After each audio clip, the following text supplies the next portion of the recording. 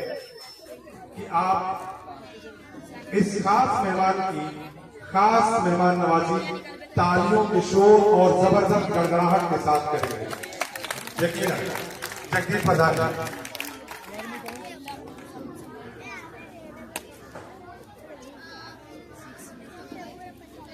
सबसे पहले देश की आजादी के लिए अपने प्राण न्यौछावर करने वाले वीरों को सत नमन करता हूँ।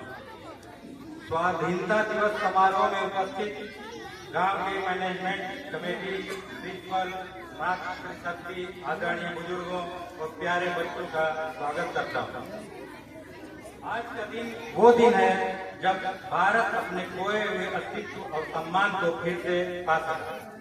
आज का दिन हमारा देश अंग्रेजों से आजाद हुआ, परंतु अपने इस सम्मान और स्वतंत्रता को पाने के लिए भारत माता को अपने कई वीर सपूतों का बलिदान देना पड़ा। आज का दिन अपने वीर सपूतों को याद करके उनके जीवन का अनुसरण करते हुए देश के लिए कुछ करने के लिए संकल्प का अवसर है। जो ऐसे कि सबकी आस में जिंदा रहो, मरो ऐसे कि तुम भी इतिहास में जिंदा रहो। स्वाधीनता की इस मंच से यही कहना चाहता हूँ कि आज की नई पीढ़ी को जरूरत है कि वह अपनी शक्तियों को केंद्रित करके कुछ नया इजाद करे। अपनी सूरत संभालते ही हर एक बच्चे का सपना होता है कि वह कुछ नया अनूठा करे, ऐसा करे जिससे समाज में प्रेरणा जागे, माता पिता परिवार का सम्मान बढ़े। लेकिन हर बच्चा ऐसा नहीं कर पाता क्योंकि लगन और मेहनत का फर्क रह जाता है। इसलिए इस बात को आप समझ लें कि अभी आपका समय है। बेशक इस वक्त को गलत चीजों में बर्बाद कर लें या कुछ नया इजाद कर लें। चुनाव आपका है। खुद आपको उपलब्धियां बनने के लिए ईश्वर ने सबको अवसर दिया है। अनुशासन में रहने और अनुशासनहीन होने में फर्क का इंसान को तब पता लगता है जब वक्त निकल जाता है। इस आयु में हो सकता है आपको अपना गलत व्यवहार भी सही लगता हो, मगर खुद पर कंट्रोल न किया जाए तो भविष्य में यही व्यवहार खुद के लिए अभिशाप बन जाता है। इसलिए मैं यही कहूँगा कि अगर आपको लगता है कि कुछ आदतें आपकी गलत हैं तो उनको आप सही करें। लगन और परिश्रम से भाग्य का निर्माण करें। अपने घर के लिए जलता हुआ चिराग बने। अगर हम अच्छे इंसान बनकर जीना सीख जाएं तो ये भी देश की व्यवस्था में बड़ा योगदान होगा। शिक्षित और आत्मनिर्भर होकर दूसरों का पथ प्रदर्शन करने लग जाएं तो ये देश के विकास में योगदान होगा। इन्हीं शब्दों के साथ मैं आशा करता हूं कि हम सभी अपने वीर शहीदों और अपने महापुरुषों से प्रेरणा लेकर अपना जीवन परिवर्तन करेंगे। एक बार पुनः आप सभी को 80वें स्वतंत्रता दिवस की हार्दिक शुभकामनाएं देता हूँ।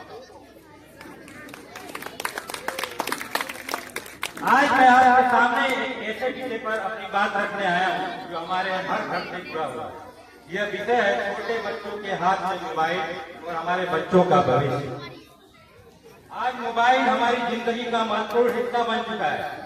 मोबाइल से हम पढ़ाई करते हैं, जरूरी जानकारी प्राप्त करते हैं, लोगों से बातचीत करते हैं और बहुत से काम आसानी से कर लेते हैं।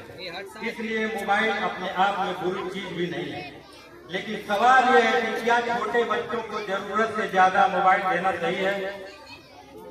आज हम देखते हैं कि बच्चा थोड़ा रोएगा तो मोबाइल दे दिया गया, बच्चा खाना नहीं खा रहा है तो मोबाइल दे दिया गया, बच्चा जिद कर रहा है तो मोबाइल दे दिया गया, माता पिता अपने काम में व्यस्त है तो बच्चे को मोबाइल पकड़ा दिया। शुरुआत में हमें लगता है कि बच्चा चुप हो गया, हमारा काम आसान हो गया, लेकिन धीरे धीरे यही मोबाइल बच्चे की आदत बन जाती है। और फिर एक समय ऐसा आता है जब बच्चा मोबाइल के बिना खाना नहीं खाता, मोबाइल के बिना बैठता नहीं और मोबाइल के बिना मन नहीं लगता। हमें यही रुक कर सोचना होगा।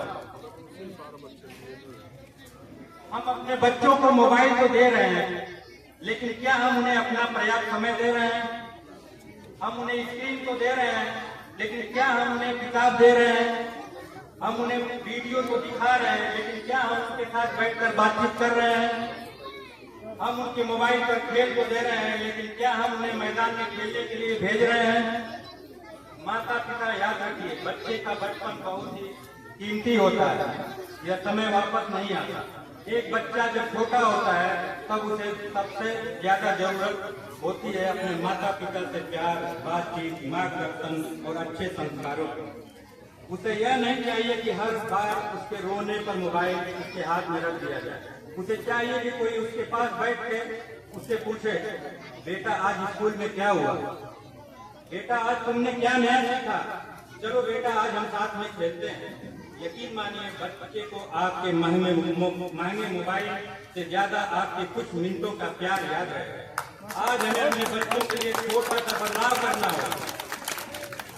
मोबाइल को पूरी तरह बंद करना हर परिवार के लिए संभव नहीं है और ना ही हर स्थिति में जरूरी है, लेकिन हमें यह जरूर तय करना चाहिए कि मोबाइल कब, कितना और किस उद्देश्य से इस्तेमाल करना होगा। बच्चे के सामने हम खुद भी हर समय मोबाइल में व्यस्त रहेंगे तो उनसे मोबाइल छोड़ने की उम्मीद करना भी मुश्किल होगा। इसलिए बदलाव की शुरुआत हमसे होनी चाहिए। आइए हम बच्चों के साथ रोज थोड़ा समय में बैठें और उनसे कहानियां सुनाएं, उनके साथ खेलें, किताब पढ़ने के लिए प्रेरित करें, उन्हें प्रकृति और समाज से जोड़ें और सबसे जरूरी उनकी बातें ध्यान से सुनें। क्योंकि कई बार बच्चा मोबाइल नहीं मांग रहा होता, वो हमारा समय मांग रहा होता है। माता पिता से मेरा हाथ जोड़कर निवेदन है कि बच्चे को मोबाइल देकर अपना काम आसान मत कीजिए, बच्चे को अपना समय देकर उसका भविष्य आसान बनाइए। आज अगर हम बच्चों को सही दिशा देंगे तो कल यही बच्चा हमारे परिवार, हमारे गांव, हमारे देश का नाम रोशन करेगा।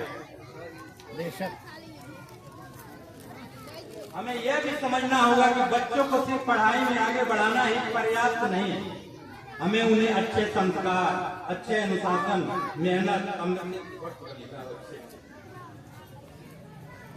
बस इतना कहना चाहता हूँ, बचपन स्क्रीन पर नहीं रिश्तों में खूबसूरत लगता है। मोबाइल बच्चे के हाथ में देने से पहले एक बार अपना हाथ उसके सिर पर रख के देखिए। अगर हम चाहते हैं कि बच्चा मोबाइल कम चलाए तो हमें भी उसके सामने मोबाइल का अनावश्यक इस्तेमाल कम करना होगा। आइए हमारे साथ मिलकर संकल्प लें, बच्चों को जरूरत से ज्यादा मोबाइल नहीं देंगे, उन्हें पढ़ाई और किताबों से जोड़ेंगे, उन्हें खेल कूद के लिए प्रोत्साहित करेंगे, रोज परिवार के साथ समय बिताएंगे, बच्चों को डांट से ज्यादा प्यार और मार्गदर्शन देंगे और उन्हें एक स्वस्थ, संस्कारी और जिम्मेदारी नागरिक बनाने की कोशिश करेंगे।